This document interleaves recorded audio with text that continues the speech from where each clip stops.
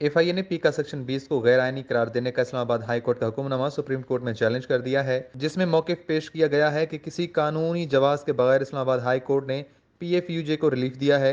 Islamabad high court ने आइन के आर्टिकल 19 और 19A की गलत तशरीह की है। एफआईए की सुप्रीम कोर्ट में दी गई दरख्वास्त में सदा करते हुए कहा गया कि इस्लामाबाद हाई कोर्ट ने पीका के सेक्शन 20 को बगैर किसी कानूनी जवाज़ के गैर फॉल किया है। सेक्शन 20 के गैर फॉल होने से कानून शिकनों को कानून की खिलाफ वर्जी करने की तरगीब मिलेगी। 8 अप्रैल 2022 का इस्लामाबाद हाई कोर्ट का फैसला मुअत्तल किया जाए।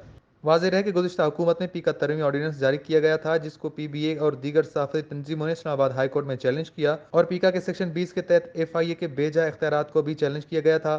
केस के अदालती फैसले में हतक इज़्ज़त को काबिल दस्त अंदाजी जुर्म बनाने वाली पी का शिक 20 भी कलअदम करार दी गई थी, जबकि पी का कानून पर एफआईए का इख्तियार से तजावुज़ पर इंक्वायरी का हुक्म दे दिया गया था, जबकि एफआईए की जानिब से पी का सेक्शन 20 के तहत दर्ज मुकदमात भी खारिज कर दिए गए थे।